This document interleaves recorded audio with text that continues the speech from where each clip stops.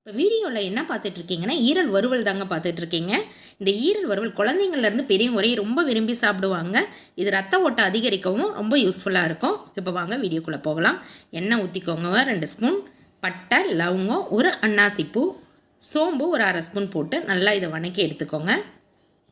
இப்போ பாருங்கள், இந்த கோலத்தை பாருங்கள். அடுப்பு மேடையில் நான் வரைஞ்சிருக்கேன் பொங்கலுக்காக. அந்த கோலம் பிடிச்சா கமெண்ட் பண்ணுங்கள். ஈரல் நல்லா கழுவி எடுத்துக்கிட்டேன். வெங்காயம், பச்சை மிளகாலாம் அரிஞ்சு எடுத்துக்கிட்டேன். கருவேப்பிலை, கொத்தமல்லி, இஞ்சி பூண்டு பேஸ்ட்டு கடையில் தாங்க வாங்கியிருக்கேன்.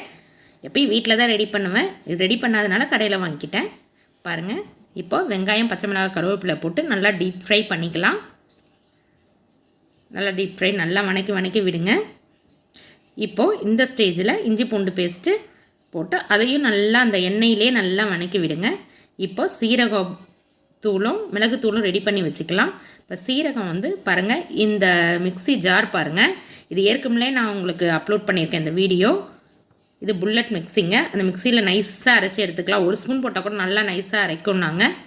இப்போ பாருங்கள், ஈரலை நல்லா வெங்காயம் டீப் ஃப்ரை ஆன பிறகு ஈரல் கழுவி வச்சுருக்கோம் இல்லையா, அதையும் போட்டு வணக்கிக்கோங்க. மஞ்சத்தூள், உப்பு தேவையான அளவு போட்டு அதையும் நல்லா இந்த எண்ணெயிலே வணக்கி எடுங்க. ஏற்கனவே ஈரலை தண்ணி விடும். அதில் 1/4 டம்ளர் தண்ணி போட்டிங்கன்னா போதும். நல்லா அதுவும் வணங்கிட்டு இருக்கட்டும். வணங்கி நல்லா ட்ரை ஆகிடுச்சு. அதுக்குள்ளே நம்ம இதை அரைச்சி எடுத்துக்கலாம். சீரக பொடியை அரைச்சி எடுத்துட்டோம். இப்போ மிளகு பொடியும் அரைச்சி எடுத்துக்கலாம். இதில் பாருங்கள், 1 ஸ்பூன் போட்டிங்கன்னா கூட நைஸாக அரைச்சிடுதுங்க புல்லட் மிக்ஸி. நம்ம வீடியோவில் பாருங்கள், நான் அதை அப்லோட் பண்ணியிருக்கேன். மறக்காமல் பார்த்துட்டு கமெண்ட் பண்ணுங்கள் காய்ஸ்.